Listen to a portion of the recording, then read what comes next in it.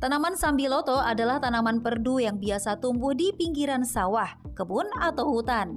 Akar tanaman sambiloto adalah akar tunggang berwarna putih kecoklatan dengan batang yang berkayu dan berbentuk bulat atau segi empat. Sambiloto atau Andrographis paniculata merupakan salah satu tumbuhan yang dipercaya memiliki berbagai manfaat kesehatan. Walaupun mempunyai rasa yang sangat pahit, tapi berkat khasiatnya, sambiloto tetap menjadi tanaman primadona yang sering dijadikan jamu.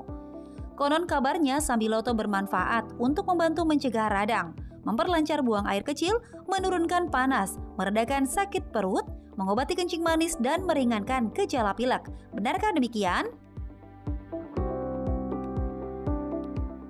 Tahu. Tahu sih. Biasanya kalau orang yang sakit diabetes bisa konsumsi sambiloto.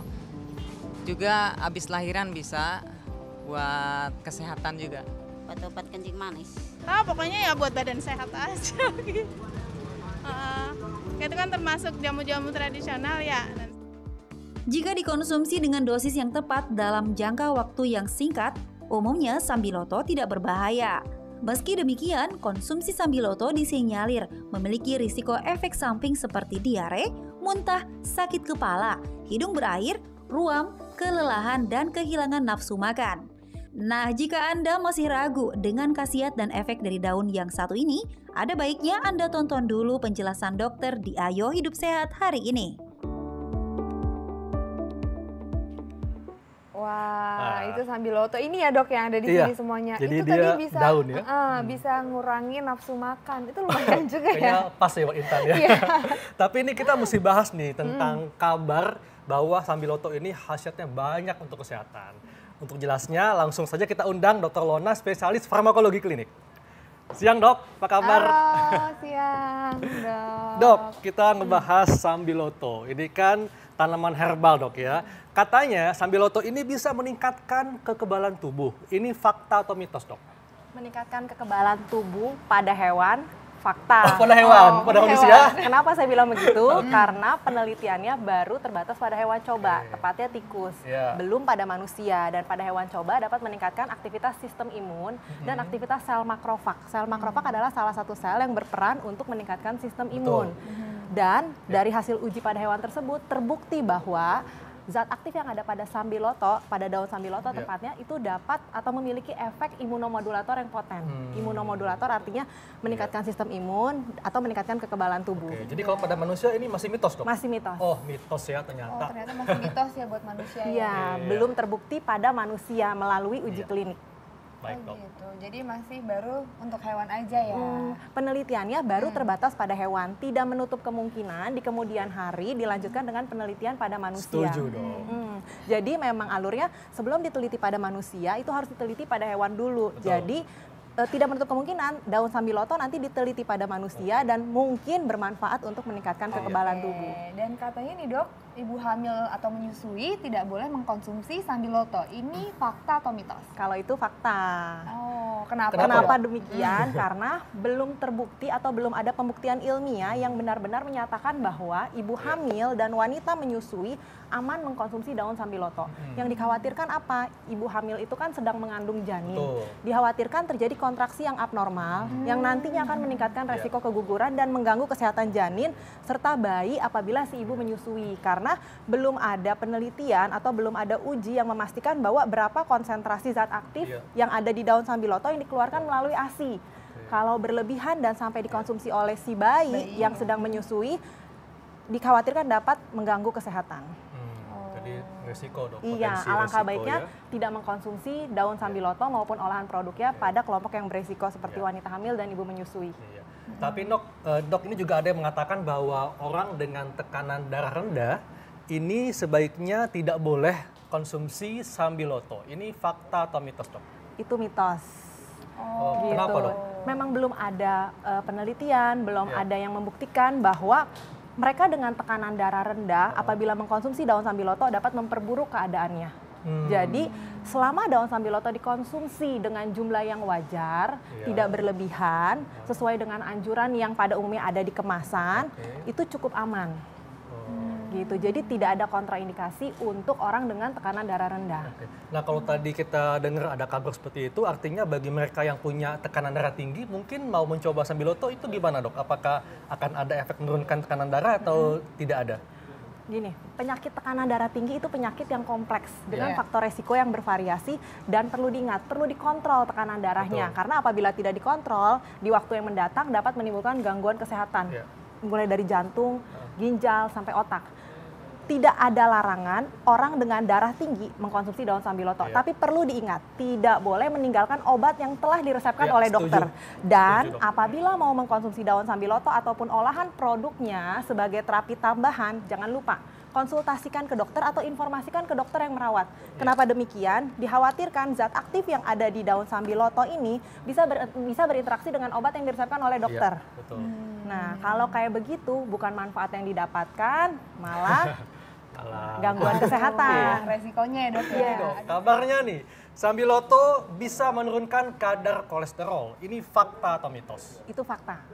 Itu fakta. Kenapa dok? Kenapa saya bilang fakta? Karena kalau memang sudah ada uji kliniknya pada manusia, tepatnya di Thailand dan sudah dipublikasi di salah satu jurnal. Cuma penelitian tersebut, subjek penelitiannya masih sedikit. Di situ baru 60 orang.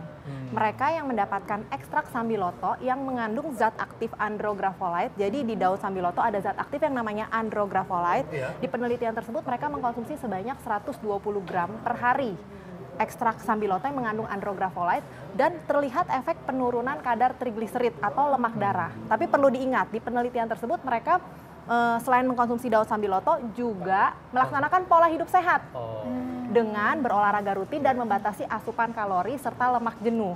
Dan selain itu, ini kan penelitiannya masih sedikit, baru 60 untuk memastikan manfaat, keamanan, serta efek samping yang mungkin timbul apabila seseorang mengkonsumsi daun sambiloto sebagai obat penurun kolesterol belum terbukti benar karena belum banyak yang ikut serta dalam penelitian tersebut. Selain itu, perlu diingat, orang dengan kadar kolesterol yang tinggi biasanya mendapatkan obat yang telah diresepkan oleh dokter. Jadi wajib menginformasikan ke dokter yang merawat kalau mau mengkonsumsi sambiloto rutin. Kenapa? Jangan-jangan atau dikhawatirkan ada interaksi antara andrografolite atau zat aktif yang ada di sambiloto dengan obat penurun kadar kolesterol atau lipid yang diresepkan oleh dokter. Jadi nggak boleh sembarangan ganti obat dok ya, ganti tadinya minum obat kolesterol diganti dengan sambiloto. Dan tentunya diimbangi dengan pola hidup yang sehat. Setuju dok. Dan dok ada juga nih kabar bahwa jangan mengkonsumsi sambiloto bagi para penderita gangguan darah. Ini fakta atau mitos? Fakta. Kenapa tuh? Jadi memang di salah satu formularium tanaman obat atau ramuan obat tradisional Indonesia tahun 2017, mereka yang mengkonsumsi obat pengencer darah, obat darah tinggi, obat hipertensi, obat sakit jantung terutama untuk pasien-pasien jantung tidak dianjurkan mengkonsumsi daun sambiloto secara rutin. Apalagi kalau tidak berdiskusi atau menginformasikan ke dokter yang merawat. Gitu. Karena efeknya nanti bisa saling interaksi dong. Bisa saling berinteraksi atau bisa beresiko timbulnya efek samping yang timbul yang di luar dugaan karena kan dia mengkonsumsi obat lain yang sudah diresepkan oleh dokter yang kita tidak pernah tahu apakah nanti ada potensiasi efek samping atau potensiasi efek terapi. Dan dok kalau mau mengkonsumsi sambiloto ini sebenarnya yang paling baik itu gimana sih dok? Apakah sudah berbentuk kapsul seperti ini ataukah memangnya masih berbentuk daun dan diseduh? Di formularium ramuan obat tradisional, mengkonsumsi daun sambiloto cukup aman dengan dosis 10 gram per hari. Ini daunnya, 10 gram per hari maksimal atau kurang lebih 15 lembar daun yang digodok sampai airnya mendidih. Di situ dianjurkan digodok dengan 3 gelas air sampai menjadi 1 gelas air, lalu disaring dan ditunggu sampai hangat. Dan dianjurkan memang diminum hangat. Tetapi saat ini kan juga sudah ada suplemen atau ekstrak yang dikonsumsi, yang dapat dikonsumsi. Tapi perlu diperhatikan nih, kalau dalam bentuk kemasan ini harus ada izin edar dari BP POM. Lihat anjuran dosisnya. Dan jangan lupa setiap mengkonsumsi tanaman obat, baik sambiloto maupun olahan produknya, diskusikan, informasikan ke dokter yang merawat. Apalagi buat mereka-mereka yang punya riwayat penyakit tertentu dan punya kebiasaan mengkonsumsi obat yang sudah diresepkan oleh dokter secara rutin. Nah dok, ini juga ada yang mengatakan dok, katanya kalau sambiloto ini bisa membantu mengobati masalah pencernaan. Ini fakta atau mitos dok? Itu fakta. Kenapa dok? di salah satu tulisan, di tepatnya di Formularium Ramuan Obat Tradisional Indonesia, mengkonsumsi daun sambiloto dapat digunakan untuk mengatasi gangguan pencernaan, terutama diare.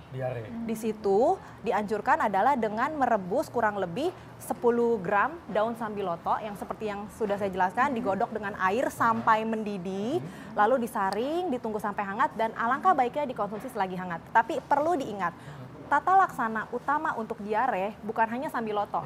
Pastikan kebutuhan cairan cukup dengan mengkonsumsi larutan gula garam. Apabila sudah 3 hari tidak ada perbaikan klinis, segera konsultasikan ke dokter. Karena dikhawatirkan kalau terus mengkonsumsi daun sambiloto, bukannya sembuh malah diarenya makin parah. Nah dok, kalau mengkonsumsi sambiloto ini boleh nggak sih setiap hari atau ada batasannya? Cuman boleh dalam seminggu berapa kali gitu?